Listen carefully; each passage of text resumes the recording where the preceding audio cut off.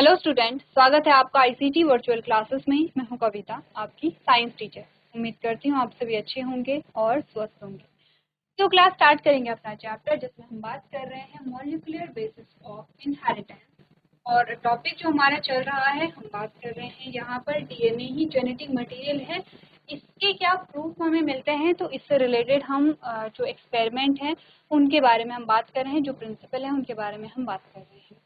तो आगे बढ़ते हैं और एक बार आप लोग देख लेंगे, अभी तक के जो टॉपिक हैं वो रिवाइज आप कर लेंगे, ठीक है।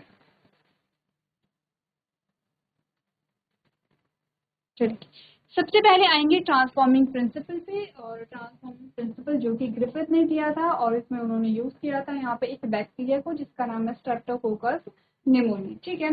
ये एक्सपेरिमेंट हमने पढ़ा है। इसके बाद हमने कहा, जब उनका एक्सपेरिमेंट हुआ तो एक जो आपने का जो ठोस सबूत होते हैं या जो आपने का एग्जैक्ट जो एक्सपेरिमेंट है उससे ये तो क्लियर नहीं हो पाया कि डीएनए ही जेनेटिक मटेरियल है। तो इसे क्लैरिफाई करने के लिए यहाँ पर biochemical nature of transforming principle आया हमारे पास, ठीक है।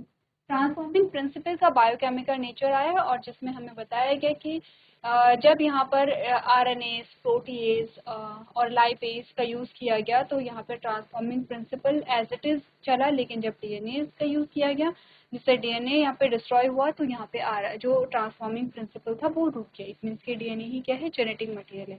इसके बाद भी काफ़ी सारे जो साइंटिस्ट थे वो कन्विंस नहीं थे कि डीएनए ही यहाँ पे जेनेटिक मटेरियल है। तो उसको प्रूव करने के लिए एक और हमारे पास क्या आता है यहाँ पे, जो कि जो एक प्रकार का वायरस है, बैक्टीरिया नहीं है, वायरस है, ठीक है, ध्यान देंगे। बैक्टीरियोफाज एक प्रकार का वायरस है जो बैक्टीरिया को इन्फेक्ट करता है। तो हमने ब्लैक्स में यही बताया गया है कि बैक्टीरियोफाज यानी कि वायरस दैट इन्फेक्ट बैक्टीरिया, ठीक है। उन्होंने क्या लिया है, बैक्टीरियोफाज को लिया है। बैक्टीरियोफाज को उन्होंने दो मीडियम में ग्रो कराया है। सेम है, बैक्टीरियोफाज सेम है, दो मीडियम में ग्रो कराया है। दो मीडियम क्या क्या थे आपने कहा, they grow a virus on a medium that contain radioactive phosphorus and some other on sulphur containing radioactive medium. एक ऐसा था जिसमें रेडियो एक्टिव सल्फर था, एक ऐसा था जिसमें रेडियो एक्टिव फॉस्फोरस था। क्योंकि हम जानते हैं कि जो फॉस्फोरस है वो डीएनए का पार्ट है और सल्फर जो है वो प्रोटीन का पार्ट है, ठीक है। तो एक में क्या है, डीएनए का जो कंपोनेंट है वो रेडियो एक्टिव है, एक में जो प्रोटीन का कंपोनेंट है वो क्या है, रेडियो एक्टिव है। इतनी चीजें समझ आ गई। अब हुआ क्या है, उन्होंने क्या किया, viruses grow in the presence of a radio active phosphorus containing radio active DNA. अब देखिए, यहाँ पे दो इमेजेस हमारे पास आई हैं, दो बीकर हमारे पास है, तो इन्हें हम दो क्या मान लेंगे, कल्चर मीडियम मान लेंगे।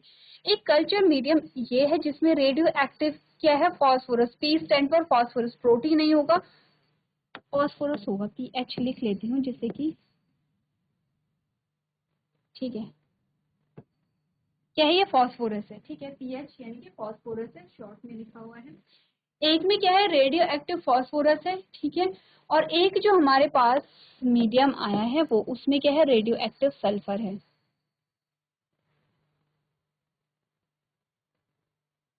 ठीक है। क्योंकि रेडियो एक्टिव फॉस्फोरस है, फॉस्फोरस किसका पार्ट है, डीएनए का पार्ट है।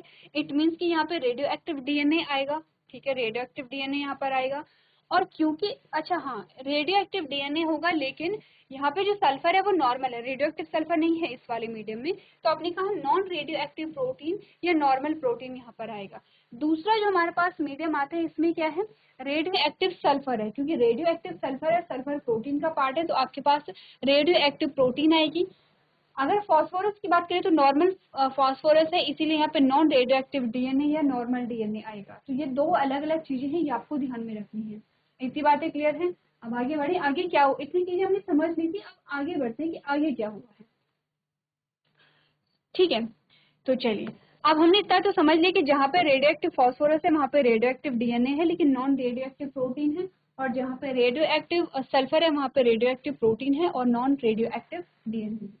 नेक्स्ट पार्ट में आपको बताया गया है, in the same way viruses grown on radioactive sulfur containing radioactive protein but not a radioactive DNA because DNA does not contain sulfur। Same वही चीजें बताई गई हैं। क्या हमने कहा, अल्फ्रेड हर्शे और मार्था चेज ने स्पष्ट प्रमाण दिए कि डीएनए आनुवंशिक सामग्री है उनके प्रयोगों में बैक्टीरियोफाज जो है, जो कि एक वायरस है जो बैक्टीरिया को संक्रमित करने वाला वायरस है, इसका उपयोग किया गया।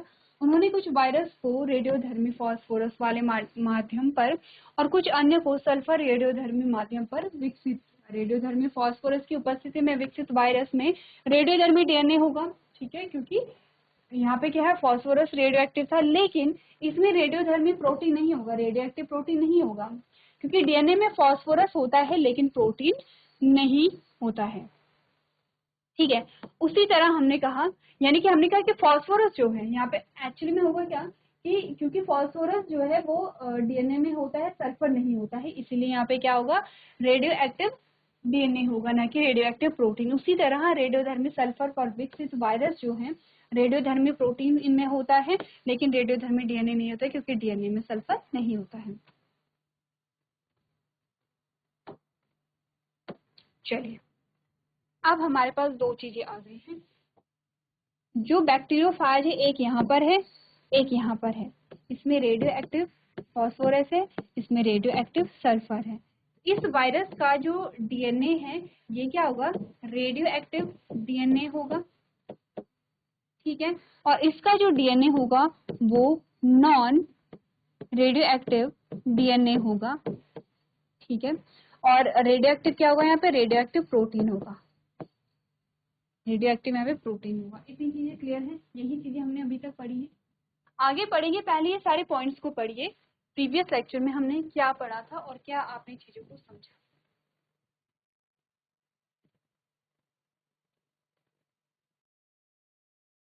चलिए आगे बढ़ते हैं और बात करते हैं यहाँ पर नेक्स्ट जो एक्सपेरिमेंट है उसमें क्या हुआ है।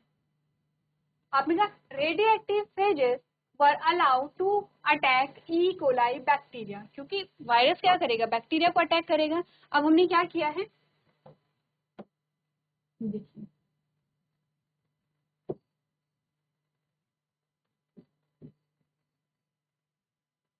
या फिर चलिए सीधे इमेज पे जाते हैं, ठीक है। ये है आपका बैक्टीरियोफाज, जो कि क्या है, वायरस है, ये वायरस है। और ये है आपकी बैक्टीरियल सेल जिसका नाम है ई कोलाई, ठीक है, एस्चेरिचिया ई कोलाई। अब हमने कहा जो वायरस है इसका नाम है बैक्टीरियोफाज, सेम ये भी क्या है, बैक्टीरियोफाज है।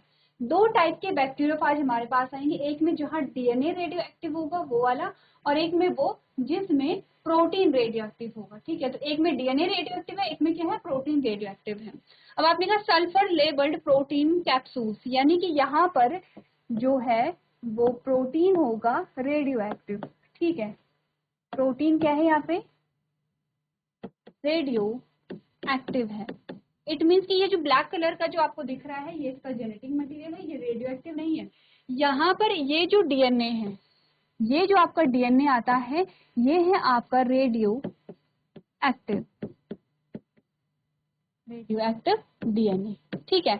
तो ये आप समझ लेंगे कि जो आपको ग्रीन कलर का डीएनए जो दिख रहा है वो रेडियो एक्टिव डीएनए है, और ये वाला जो डीएनए है ये नॉन रेडियो एक्टिव डीएनए है, यानी कि नॉर्मल डीएनए है, रेडियो एक्टिव डीएनए नहीं है। इसमें प्रोटीन क्या होगा, रेडियो एक्टिव होगा। अब ध्यान रखिए प्रोटीन डीएनए में नहीं है, प्रोटीन अलग है, ठीक है। अब हमने कहा दोनों ही सेम बैक्टीरियोफाज है, सेम है। इसे हमने क्या किया है, रेडियो एक्टिव सल्फर में ग्रो कराया है, इसे रेडियो एक्टिव फास्फोरस में ग्रो कराया है। यहाँ पे प्रोटीन रेडियो एक्टिव है, डीएनए रेडियो एक्टिव नहीं है। यहाँ पर डीएनए रेडियो एक्टिव है लेकिन प्रोटीन रेडियो एक्टिव नहीं है। अब हमने क्या किया है, यहाँ पे इसे अलाउ किया है कि ये बैक्टीरियल सेल पे अटैक करे। तो जब भी बैक्टीरिया जो है अटैक करता है किसी भी सेल में, तो एक्चुअली में क्या है, वायरस क्या है, एक्चुअली में वायरस जब भी अटैक करता है बैक्टीरियल सेल पे या किसी भी सेल पे, तो वायरस एक्चुअली में क्या है, ये इसका जेनेटिक मटेरियल और ये इसका क्या है, यहाँ पे प्रोटीन की लेयर आती है जिसे हमने क्या कहा यहाँ पे, कैप्सिड क्या है, ये कैप्सोमेर का, ठीक है। तो ये है।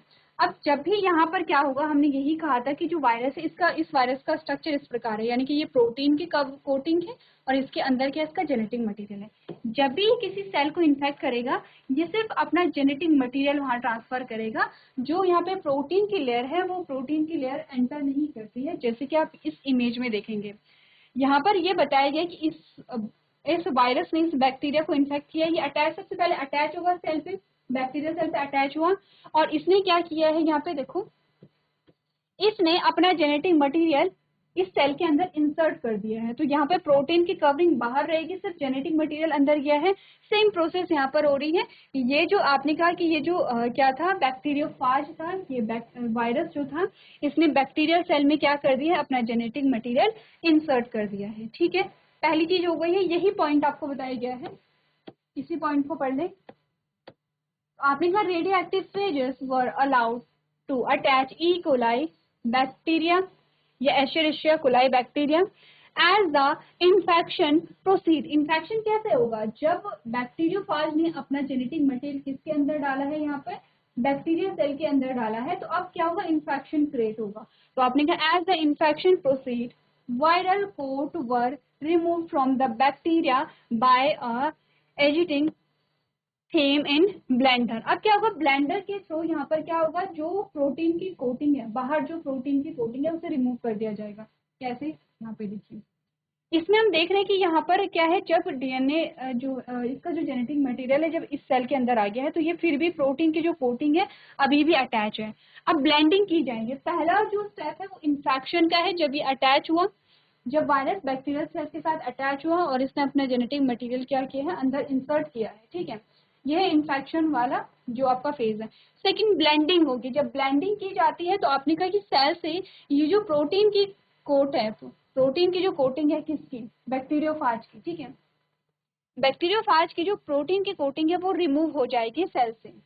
ठीक है, क्यों रिमूव होती है, क्यों रिमूव करनी पड़ती है, आगे जाकर के आपको इसका आंसर मिल जाएगा जब आप पूरा जो यहाँ पे एक्सपेरिमेंट है वो पढ़ेंगे। तो पढ़ ले पूरा स्टेटमेंट, क्या हमें बताया गया है। यहाँ पे क्या की गई है, ब्लेंडिंग के थ्रू यहाँ पे क्या किया गया है, जो प्रोटीन की जो कोटिंग थी या प्रोटीन कोट था वो हटाया गया है। किसका, वायरस का। ठीक है, बैक्टीरियोफाज का।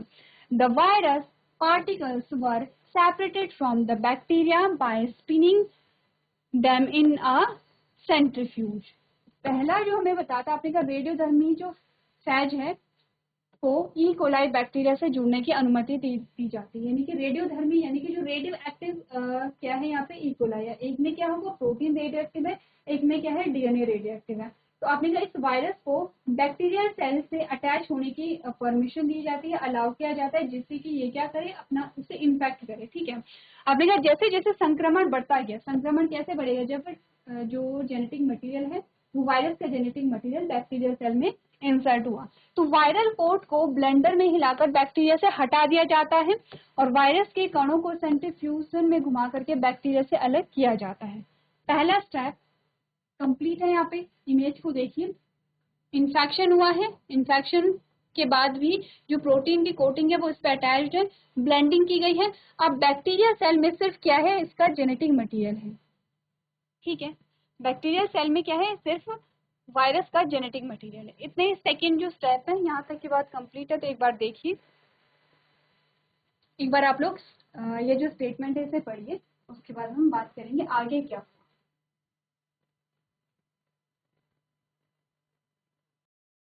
चलिए आगे बढ़ते हैं और नेक्स्ट स्टेप की ओर ध्यान देते हैं। नेक्स्ट स्टेप में क्या हुआ, ठीक है, bacteria which were infected with virus that had a radioactive DNA were radioactive, indicating that DNA was the material that is passed from the virus to the bacteria. Bacteria that were infected with a virus that had a radioactive protein were not radioactive. This indicates that the protein did not enter the bacteria from the virus. It provides that the DNA is the genetic material that is passed from virus to bacteria. अब ध्यान से देखिए, हमने कहा कि इस bacteria में क्या हो गया है, जो वायरस है उसका जेनेटिक मटेरियल आ गया है। अब हमने कहा जेनेटिक मटेरियल ही पास होता है और हम पढ़ ही रहे हैं कि जेनेटिक मटेरियल क्या होगा, क्या ये डीएनए है, क्या ये आरएनए है, क्या ये प्रोटीन है या कुछ और सब्सटेंस है। तो हमने कहा जो जेनेटिक मटेरियल है उसकी प्रॉपर्टी ही ये होती है कि from one generation to another generation ये पास होता है। तो हमने कहा कि ऐसे ही ये क्या होगा, जो ट्रांसफर होने की प्रॉपर्टी है वो जेनेटिक मटेरियल में है। ठीक है, ऐसे ही हमने कहा एक जो यहाँ पर हमने कहा जैसे वायरस है, वायरस का जो जेनेटिक मटेरियल है वो इस सेल में पास हुआ है, ठीक है। तो वैसे ही जब इस सेल के आपने कहा डॉटर सेल बनेंगे तो इसका जेनेटिक मटेरियल उसमें पास होगा। तो यहाँ पर इन्फेक्शन हुआ है, इसकी जो डॉटर सेल्स होंगी वो आपने कहा कि क्या होगा, रेप्लिकेशन रिप्रोडक्शन की जो प्रोसेस होगी वो होगा। अब हमें यही जानना था कि डीएनए और प्रोटीन में से कौन सा जेनेटिक मटेरियल होगा। तो जो लास्ट में जो थर्ड जो आपके पास स्टेप आता है उसमें जब टेस्टिंग की गई और दोनों के डीएनए को देखा गया, यहाँ पे दोनों में क्या है, डीएनए होगा, इसमें भी डीएनए है और इसमें भी डीएनए है, ठीक है। जब दोनों के डीएनए को देखा गया तो पाया गया कि इसका जो डीएनए है वो रेडियो एक्टिव नहीं था। इसमें जो डीएनए पाया गया वो रेडियो एक्टिव नहीं था। किसमें, जो आपने यहाँ पर क्या लिया था,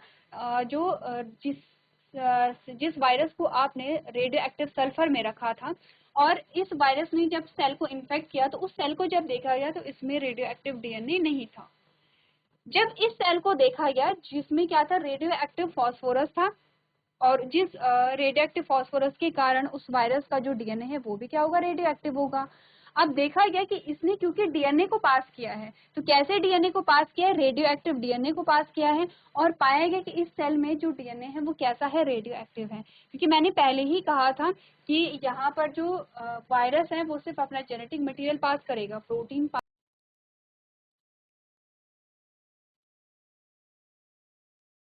तो हमने क्या बातें की थी, हमने पहले ही स्टेटमेंट में बताया था कि जो यहाँ पर बैक्टीरियल सेल है, बैक्टीरियल सेल में जो वायरस है सिर्फ अपना जेनेटिक मटेरियल पास करेगा, प्रोटीन नहीं पास करता है।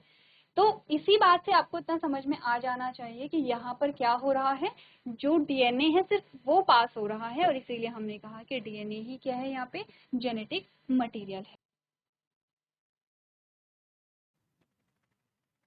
चलिए, तो इसी के साथ हमने यहाँ पे क्या डिस्कस किया है, जो डीएनए है वही आपका जेनेटिक मटेरियल है। एक बार आप लोग पढ़ करके आएंगे कि क्या क्या चीज़ें हमने डिस्कस की हैं यहाँ पर। अगर कोई डाउट रह जाता है तो नेक्स्ट लेक्चर में आप पूछ सकते हैं। तो आज के सेशन में हम इतना ही करेंगे। अभी तक क्लास में बने रहने के लिए आपका धन्यवाद।